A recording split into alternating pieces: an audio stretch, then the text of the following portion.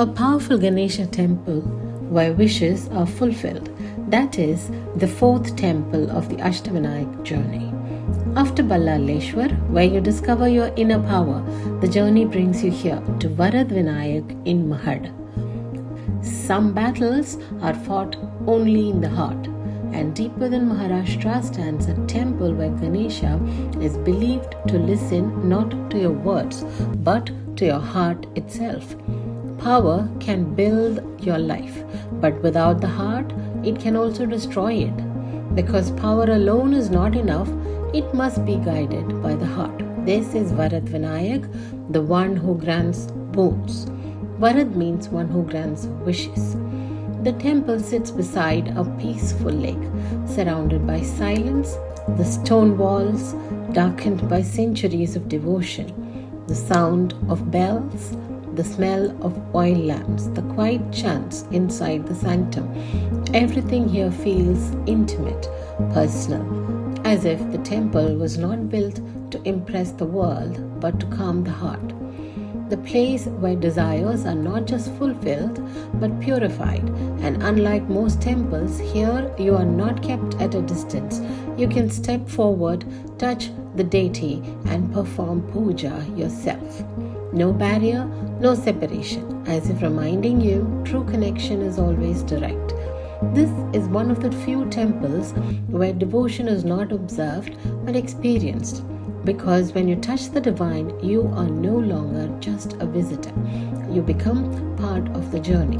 The idol of this temple, Varadvinayak, is a Swayambhu or self-originated and was found in the adjoining lake in an immersed position in 1690 AD. A self-manifested presence, not created but revealed.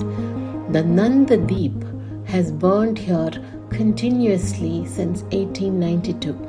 An unbroken flame through storms, through generations, as if symbolizing something deeper, that true devotion is not a moment but a state of being. Just like the human heart, when protected, it continues to give warmth, no matter how much time passes. There was once a young sage named Gritsamada. He was not an ordinary sage. He is remembered as one of the great seers associated with Rigvedic times, which makes this story feel even more ancient, more timeless.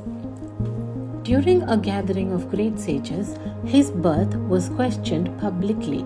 He discovered that the truth of his origin was hidden from him his entire life. The shock, the humiliation, the anger broke him from within. In rage, Gritsamada cursed his mother. She cursed him in return that one day he would become the father of a powerful demon. That curse would eventually lead to the birth of Tripurasura, the same demon who would later be destroyed by Shiva, who is in the last temple in the Ashtavinayaka circuit. As if every temple in this journey is connected across time through destiny, a cycle of pain born from emotional wounds. Instead of remaining trapped in anger, Gritsamada left everything behind and entered the forest to perform intense penance to Ganesha. For years he meditated, not for power, not for wealth, but for inner peace. And finally, Ganesha appeared before him as Varadvinayak, the giver of grace, the healer of the heart, a giver of blessings. Ganesha here does not just grant what you wish. He gives what your heart truly needs, and often those two are not the same. You can receive grace without resistance. This is why Varadvinayak represents the Anahata Chakra or the heart chakra, the center of love, compassion, and emotional balance. When this chakra is open, you feel connected, peaceful, giving. The ability to touch the deity, the ever-burning flame, the self-manifested idol. To worship Varadvinayak is not to ask for more. It is to ask with purity, with sincerity, with an open heart. Because when the heart is aligned, life begins to flow effortlessly. But even the heart is not the final step, and that is why the journey now moves to Tyor.